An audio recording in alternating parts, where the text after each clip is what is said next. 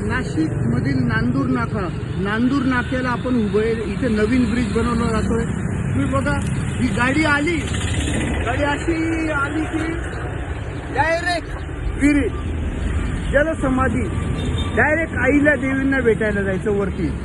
असं हे काम केलेले नाशिक महानगरपालिकेने। हे इतके वर्ष झाले। आता नुकताच इथे दिंडोरीला एक अपघात घडला। त्या अपघातात 9 लोक मृत्युमुखी पडले। डायरेक्ट विहिरीत गाडी गेली।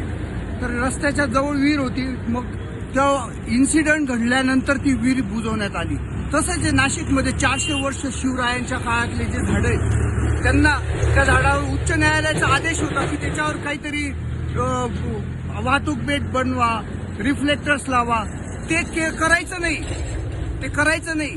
आणि लोक मेल्यानंतर म्हणायचं ह्या झाडांमुळे लोक मरतात आहे। आणि मग नंतर ते झाडं तोडायची। जशी ती विहीर बुजवली तसंच आता आहे। तुम्ही म्हणजे ते काय म्हणतात, पर्यावरणप्रेमी धर्मविरोधी, पर्यावरणप्रेमी विकास विरोधी, पर्यावरणप्रेमी हे विरोधी, असं काहीतरी शिक्के मारून द्यायचे। पण जे महत्वाचं जे काम करायचं असं ते करायचं नाही। आता तुम्ही बघा, तर हे उत्तम उदाहरण। इथं काहीच नाही, डायरेक्ट गाडी इथं जाऊ शकते। ही गोष्ट जेव्हा लक्षात आली तेव्हा आम्ही हा बोर्डला तिथे लावला। आज 4 दिवस झाले नगरपालिकेच्या आम्ही हे लक्षात आणून देतोय की इथं काहीतरी व्यवस्था केली पाहिजे। नगरपालिकेचा अजून अधिकारी इथं पोहोचलेले नाही। असंच झाडांच्या बाबतीतही घडतंय। झाडांच्या बाबतीत आम्ही असंच सांगितलेले, झाडांना जर का रिफ्लेक्टर्स लावले, वाहतूक बेट बनवलं तर ऍक्सिडेंट होणार नाही।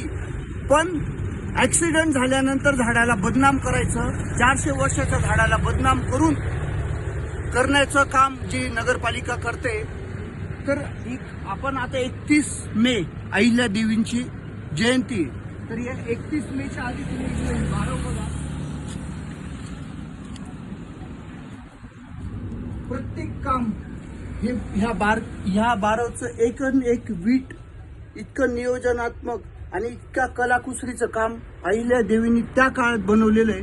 आणि आज आपल्याकडे एवढं तंत्रज्ञान असताना आपण काय बनवतोय, तर ते कॉन्क्रीटचे खोपटे, त्या कॉन्क्रीटच्या त्या सगळ्या याच्यामध्ये राहून पर्यावरणाचं नुकसान होतंय। पण त्या काळात ही जे बनवलेले हा ऐतिहासिक वारसा आणि ही जी बारव आहे, हे वॉटर रिचार्जिंग सेंटर म्हणता येईल याला। कारण की या जिथं आईल्या देवींनी बारव केली तिथं 100% 1000% पाण्याचे स्रोत आहे। आणि हा ऐतिहासिक वारसा आपल्याला बुजवायचा आहे का?